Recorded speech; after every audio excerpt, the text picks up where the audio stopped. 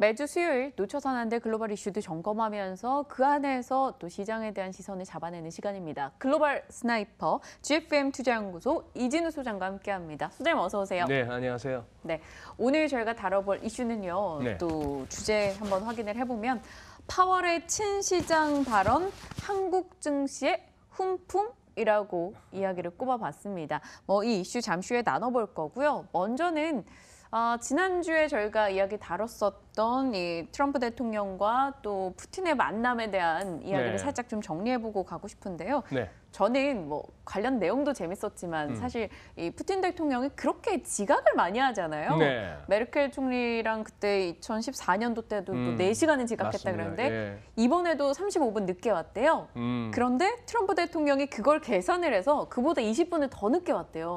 그래서 전투 시작이 70분이 늦어졌다고 하는 이것도 전 되게 재밌게 봤었거든요. 참 두 사람의 성격을 보여주는 것 같은. 그렇죠. 네. 어디 트럼프 대통령한테 트럼프 대통령이 푸틴의 그 지각하는 그 버릇을 고친 거는 통쾌합니다만 네. 그걸 떠나서 영국 여왕 92살 네. 지금 90대에 접어든 영국 여왕 왔다가 그 떼약표 달에 25분 정도 기다리겠다는 거. 이것도 참 웃기는 거고요. 일단 지금 미국 국내에서는 이른바 주류 언론들 사이에 그리고 정가에서 그리고 외교 전문가들 사이에서는 이번 푸틴과 트럼프 대통령의 헬싱키 회담에 대한 비난이 네. 상당히 수위가 높습니다. 우선 그 CNBC에서만 골라온 2개의 헤드라인 한번 보시죠. 여기 보시면은 위의 내용은 그거죠. 트럼프는 자신의 퍼스널 어젠다, 개인적인 문제, 러시아 스캔들 쪽에서 러시아 별 문제 없었다, 개입 없었다 이런 얘기를 딱 계속 하고 싶었던 것이고 이 미국의 내셔널 인터레스트 국가적 어떤 이해관계에 대해서는 전혀 언급이 없었다 이런 말이죠. 자 그리고 이 표현은 놀랍네요. 트리즈너스 이거 저도 처음 해서 사전을 뒤져봤었는데 네. 이거 반역적인 그런 뜻입니다. 네. 즉 미국의 반역죄를 저질렀다고 할 만한 그런 표현을 쓰고 있고 이제 또 이 표현도 나오네요. 푸틴의 푸들. 푸틴의 푸들 이런 네. 얘기도 나오고요. 어쨌거나 이번에 유럽 순방에 나토 정상회담 가가지고 2%를 지금 못 지켜서 난리인데 2%를 지켜달라가 아니고 4%를 해 이런 식으로 했고 그다음 영국에 가서 무슨 내정 간섭에 가까울 정도로 메이 총리를 몰아세우고 네. 브렉시트에 대해서 막 함부로 얘기하고 했던 그 기세등등했던 트럼프 대통령이 푸틴 대통령과 만나는 그 어떤 사진을 보더라도 우리가 그동안에 봤던 트럼프 대통령의 모습과는 좀 다릅니다. 이거 약간 좀 위축된 모습이죠. 반면에 푸틴 대통령의 표정이나 눈빛은 그래 잘해봐. 내 이번에 당신 상사의 느낌이네요. 네. 네 당신 뒤 잘 봐줄게. 이런 모습입니다. 그러니까요. 이게 그럼에도 불구하고 이 살아있는 권력이라는 게 참 무섭네요. 절묘한 시점에 뮬러 특검이 나오고 했는데 어쨌거나 이것이 결국은 유권자들이 표로 판단을 해줘야 될 것인데요. 11월 중간선거까지 계속해서 이 러시아 스캔들 문제, 무역 그리고 중국뿐입니까? 전 세계와 이렇게 전선을 확대시킨 이 무역 전쟁 이런 것들이 결국 트럼프 대통령을 선거에서 결국 승리로 이끌 것인지 그것이 끝까지 이제 귀추가 주목되는 그런 사안이 되어버렸습니다. 네, 이번에 좀 실망스러웠어요. 네, 예. 궁금해지는 상황이에요. 네. 푸틴 편을 들었던 트럼프 대통령도 하루 만에 말실수였다 이렇게 이야기를 꺼내놓기도 하는 등 각각 이슈를 불러일으키고 있는 트럼프 대통령입니다. 러시아 측과의 만남에 대한 이야기 살짝 들어봤고요. 이제 본격적인 저희 주제에 맞는 이야기를 해보죠. 제롬 파월 연준 의장 다시 한번 뉴욕 증시에 좀 힘을 줬어요. 최선의 길은 점진적 금리 인상이다 라면서 경제에 대한 자신감을 다시 한번 피력을 하며 뉴욕 증시에 좀 긍정적인 영향을 미쳤는데요. 예. 어떻게 판단하시는지 궁금해요. 예. 파월 의장 연준 의장으로 선임되고 지명되고 그다음에 취임하고 할 무렵에 별의별 얘기들이 다 있었습니다만 보니까 파월 의장 역대 그린스펀, 버냉키 그리고 옐런에 이어서 제롬 파월 전혀 이렇게 밀리지 않는 그런 내공을 보여주고 있다고 판단됩니다. 잘 훈련됐어요. 잘 훈련됐고 우선 이 사람의 이 레토릭 이 말을 구사하는 거 한번 보시죠. 어제 두 개의 메시지가 핵심입니다. 네. 우선 아래쪽부터 먼저 한번 보실까요?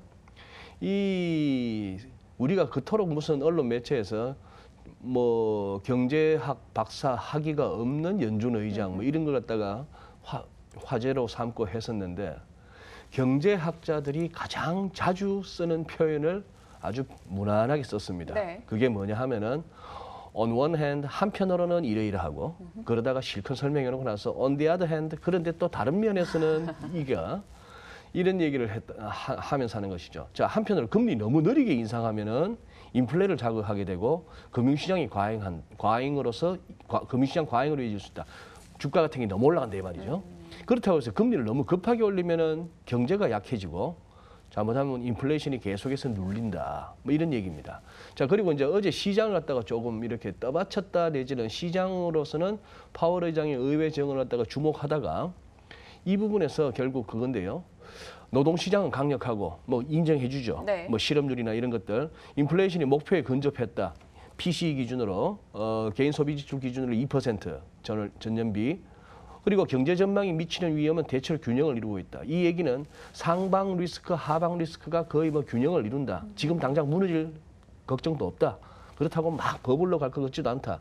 이렇게 다 좋은 얘기예요. 그리고 FOMC는 현재로서는 점진적 금리 인상을 지속하는 게 앞으로 최선의 길이라고 합니다. 이게 국내외 패드워처들, 연준이 뭐라고 얘기하는가에 가장 이렇게 눈과 귀를 이렇게 집중하는 사람들은 이 문구 하나에 굉장히 그걸 했습니다. 주목을 했습니다. 네. 현재로서는 우리가 지금까지 점도표에 제시했던 그런 것처럼 점진적이다. 이 얘기인데 조금 이제 시장 쪽에서 상방론자들은 저 얘기는 좀 시장 상황이 안 좋거나 뭐 경기가 조금 이렇게 꺾이는 그런 모습을 보이는 상황이 온다면은 금리 인상 좀 천천히 내지는 뭐 중단할 수 있다라고까지 이제 확대 해석하는 그런 상황이 됐죠. 그렇고 그런데 어제 이것도 컸어요. 네.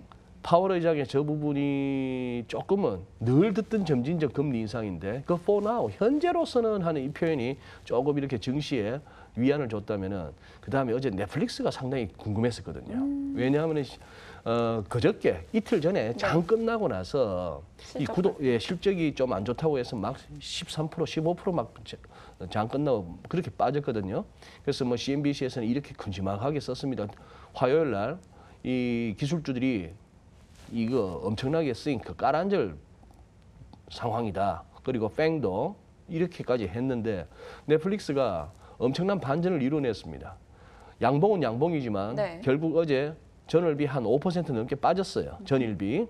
빠졌지만 이게 한 10몇 % 빠지다가 또 기술적으로 이렇게 일간 구름대에서 올라왔고 아마존 같은 거는 트럼프 대통령이 그렇게 갈구는데도 불구하고 또 사상 최고치를 쓰고 이러면서 올라갔죠. 그런 식으로 해서 기술주 쪽에서 선방한 거 그리고 파월 의장이 시장에 좀 힘을 보태준 거 다 좋은데 그래서 아시아장도 이렇게 뭐 나름대로 오늘 힘을 내는데 우리 시장이 정말 참 안타깝습니다.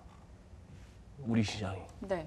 하필이면요. 예, 같이 이렇게 뉴욕장을 갖다가 그대로 한때는 쫓아가기도 하고 우리가 뉴욕보다 한 발 앞서서 가면은 뉴욕 흐름을 갖다가 대충 짐작할 수 있었던 그만큼 상관관계가 높은 시절이 우리가 익숙했던 그런 시황인데 요즘처럼 이렇게 미국장하고 상관없이 아니면 미국장의 그 좋은 모습을 갖다가 우리가 제대로 반영하지 못하는 이 장세 그렇다면은 우리 국내적으로 뭔가 문제가 있다는 부분을 갖다가 우리가 좀 따져야 되는데 그 부분은 모두가 이렇게 조심스러워합니다. 그런 얘기를 언급하는 거를. 네. 넷플릭스 같은 경우는 저도 사실 좀 인상 깊었어요. 네. 실적 뭐 분기가입자가 기대치에 충족되지 않았다라는 이야기 나오면서 주가가 흔들리기도 했는데 웰스파고나 번스타인 등에서는 오히려 목표가를 상향 조정했거든요. 네. 아마 그런 영향도 주가에 미치었던 것 같기도 하고요. 관련해서 기술주 움직임에 대해서 좀 궁금해집니다. 또 말씀 주셨다시피 다른 장은 그래도 견조한데 우리 장은 좀 영향을 많이 받고 있고 그 가운데 또 IT 대표주는 또 희한하게 잘 가고 있고요. 네. 뭐 이런저런 좀 아이러니한 부분들도 많이 있는 상황인데요. 외환시장 얘기를 해보고 싶어요. 시간이 네. 많지 않은데 꼭 짚고 싶습니다. 오늘 1,130원을 터치를 했거든요. 예. 이 상승세가 나타나고 있는데 좀 달러로 투자해서 돈 벌었던 분들이 주변에 요즘 많아지더라고요. 네. 그래요. 어제 제롬 파월 의장의 그 의회 증언을 갖다가 외환 시장에서는 증시에서는 주가 좀 더 가도 되겠다. 뉴욕 증시는 뭐 그렇게 받아들였고 외환 시장에서는 이건 그러면 달러 강세 좀 더 가도 되겠네라고 받아들였습니다. 달러 인덱스 보시면은 어제 하루 모처럼 이렇게 양봉이 나오면서 달러가 전반적으로 특히 이제 유로가 약해지고 달러엔 환율은 지금 113을 올랐었어요. 이제 그런 식으로 나와서 거리가 그동안 우리가 이머징 통화 쳐다보느라고 주요 통화 대비 달러 인덱스 잘 못 봤는데 그래서 우리 시장도 지금 1130원을 왔다 갔다 하고 있습니다만 우리 시청자 여러분 보시다시피 좀 캔들이 어지럽죠. 올라가더라도 자꾸 이렇게 갭이 막 생기고 네. 이게 오르긴 올라가는데 자꾸 데일리 캔들 자체가 음봉이고 즉 장중 고점에서 밀리면서 끝나고 하는 그런 국면이고 기술적 지표를 보더라도 굉장히 무겁습니다. 환율은 내일 새벽에 거주자 외화예금 이렇게 크게 6월 달에 줄어든 것과 관련해서 조금 시사하는 바가 있어서 조금 더 다뤄봐야 될 것 같습니다. 그런데 네. 이제 두 개 다 조금 파월한테 달러 강세가 힘을 얻긴 얻었습니다만 그렇다고 해서 이게 방향 잡았다라고 하기에는 조금은 미진하네요. 네. 늘 이 코너 마지막에 촌철살인 한마디로 이야기를 끝내주셨는데 오늘은 어떤 얘기 해주실 거예요? 네, 우리 작가님이 계속해서 촌철살인 재촉을 했는데 오전 내내 생각하다가 오늘은 촌철살인 말씀드릴 게 없습니다로 결론 냈습니다. 할 말이 없다. 할 말이 네. 없다.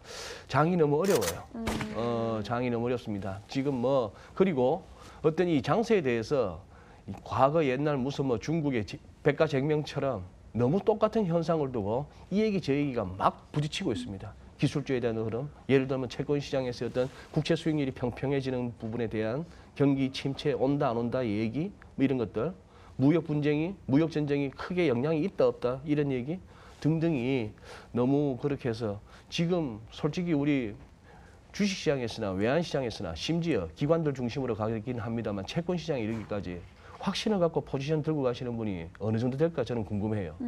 다들 매수든 매도든 상방이든 하방이든 포지션을 잡고 그냥 기도하는 마음으로 지금 요즘 하루하루 버티고 있는 거 아닌가 하는 생각입니다. 이 와중에 네. 저 또한 혼란스럽기만 하고 드릴 말씀이 없는 한 주간입니다. 네, 많은 네. 것을 내포하고 있는 마지막 촌철살인이었던 것 같아요. GFM 투자연구소 이진우 소장님과 함께했고요. 저희 탐나는 주식 2PM도 오늘 여기서 마무리 짓도록 하겠습니다. 내일 이 시각 다시 인사드리도록 할게요. 시청해주신 여러분 고맙습니다.